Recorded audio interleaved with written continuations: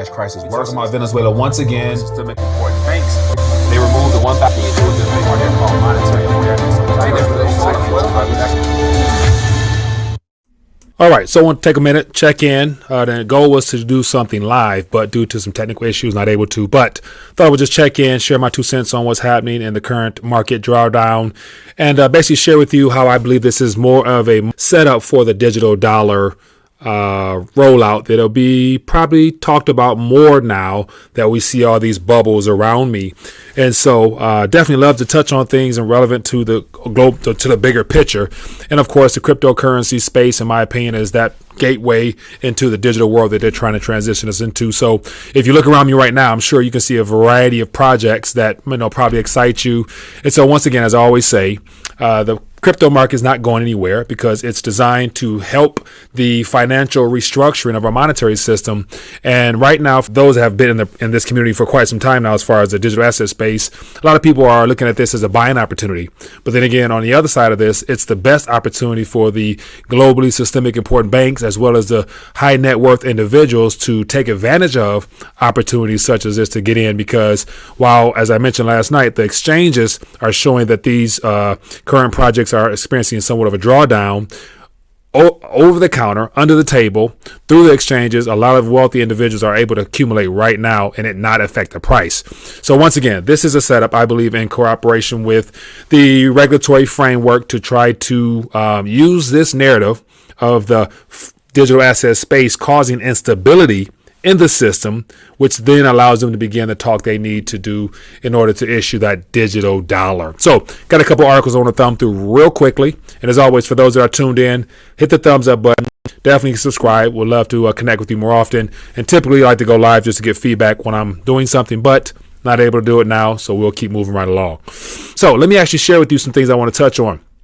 So last night, I shared my thoughts on how Luna, or this TerraUSD situation, is the primary tool that will be used to get attention in reference to what's going on. And so I just made a little comment here. Let me zoom down so you guys can see a little bit better.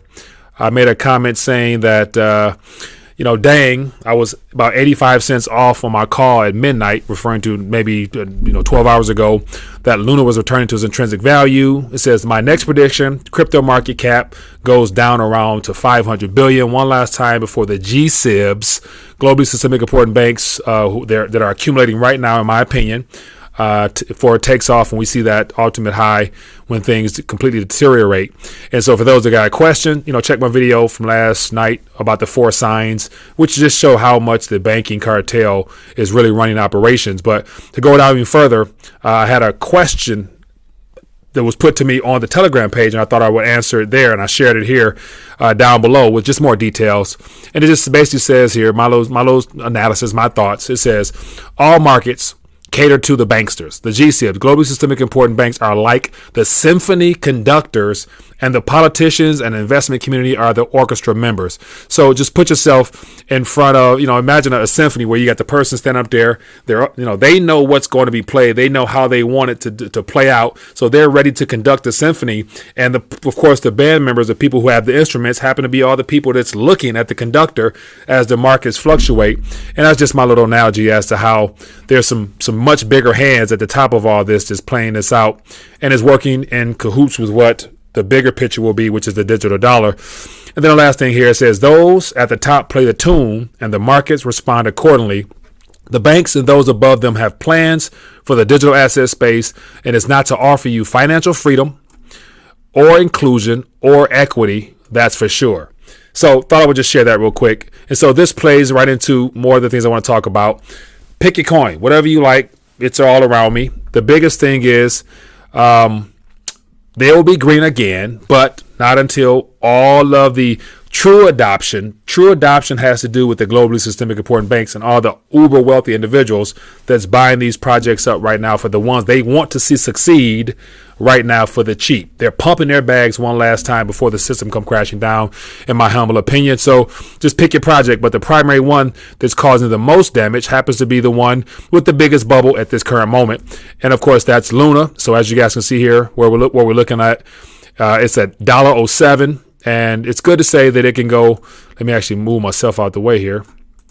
It's good to say that it could go a lot lower, and more than likely it will, because you got to ask yourself a question. Majority of these bubbles on the screen here serve no real use case other than an idea that started in someone's mind. They decided to develop some code, build a team. They are the ones that hold the most of these coins, so they've been the one that benefited the most. But then once again, if there's no utility, there's a use case, or it's just a quick pump and dump, you can see how these projects here can go down to their intrinsic value, which is zero. So just keep that in mind. But most of them are not going anywhere. The ones that are of use, the one that will be used to further the technological revolution, will definitely be around. So you can take your pick amongst those there. But at the end of the day, this is all a setup for the digital dollar that I'm about to get into right now. So this is what I want to touch on. So as of yesterday, this is one of the representatives of our country here, Mr. Brown, the chairman of the Senate Banking Committee or whatnot.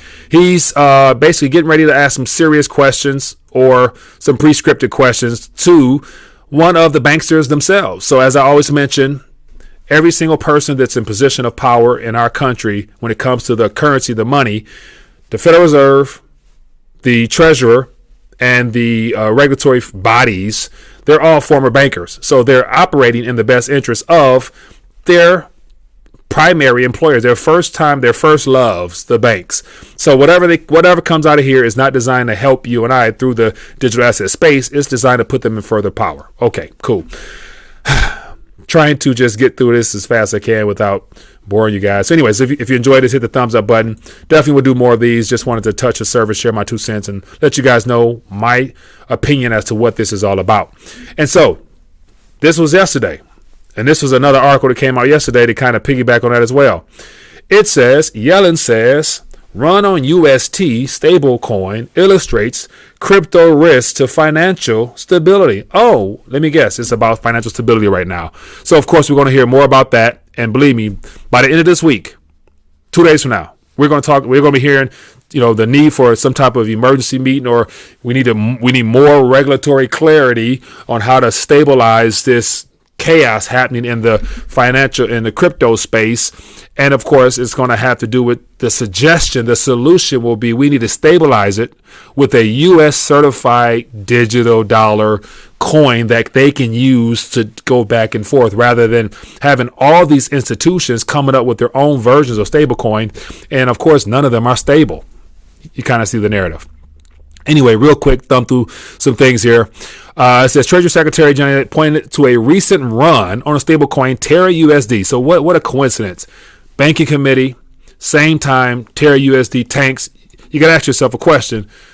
Who are the primary players that decided to cause the chaos which led to the sell-off within that particular project? At the same time, 2 weeks ago, the creator of that project looked to tie BTC as the anchor of stability to their coin, and everything falls apart.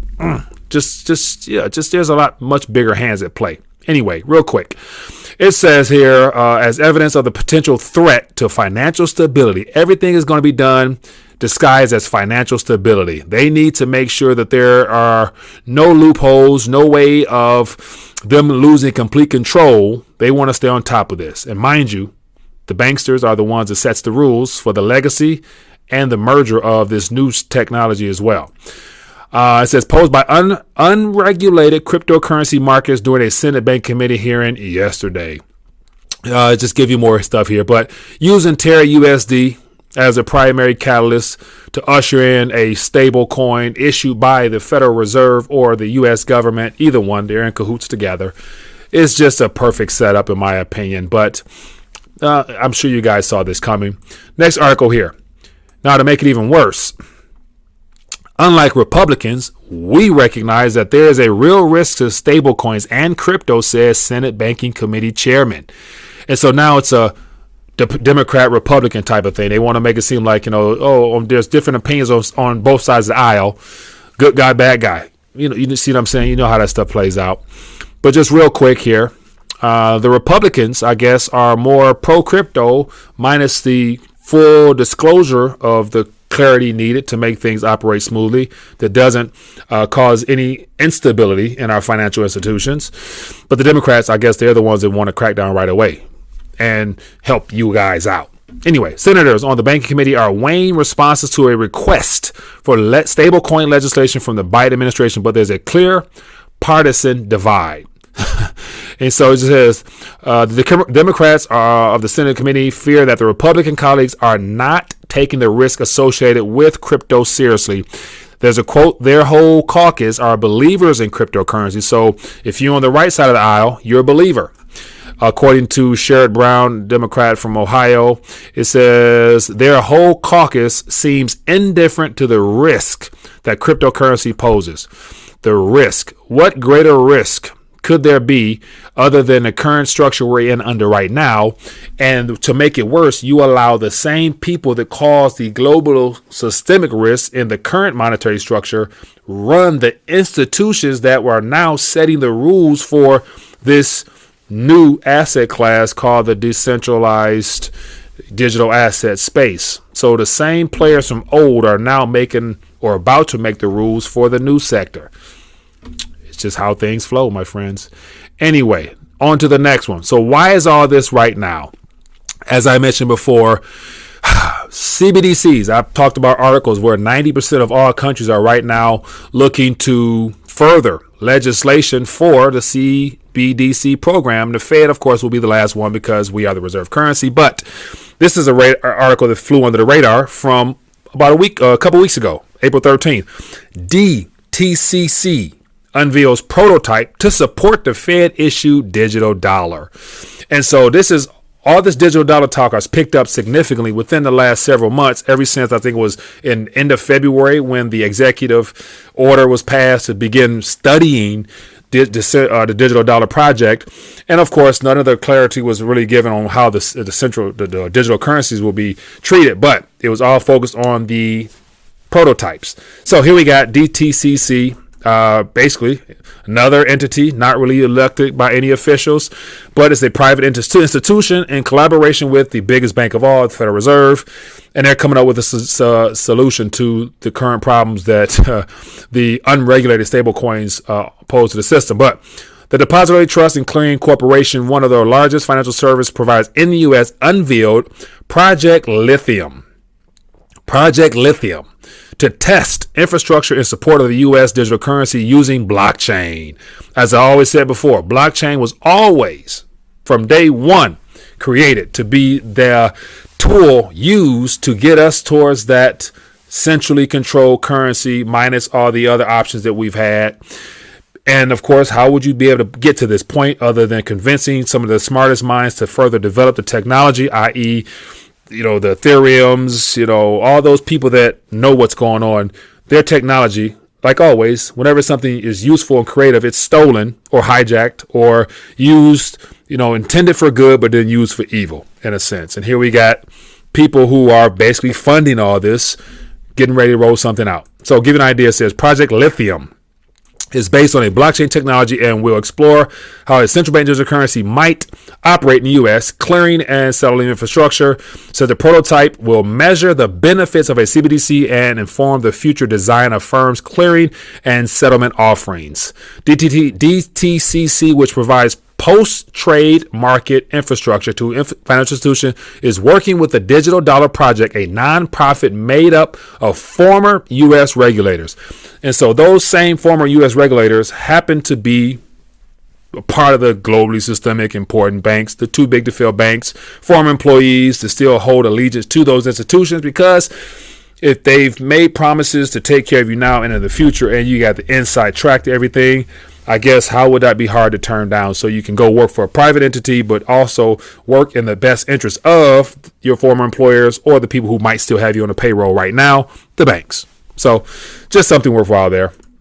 It says the move comes just a month after President Joe Biden issued an executive order placing the highest urgency on research and development of U.S. CBDC. So there you have it.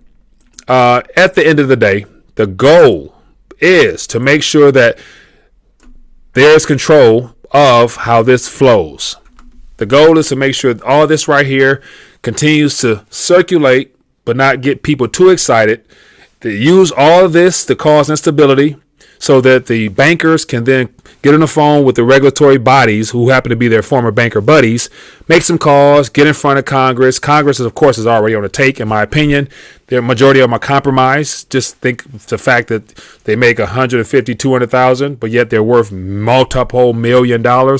Somebody's been scratching backs there. But anyway, market drawdown set up for the digital dollar project is right in front of you. Hope you guys see what I'm seeing. Definitely take this, share it with your family and friends, let them know what's happening, because of course some of these will survive, but the majority of them are no longer needed at all. So they're going to go poof. Do what you got to do with it. Anyway, give a thumbs up, share your thoughts down below. Back at you later on today. More stuff to talk about. Peace.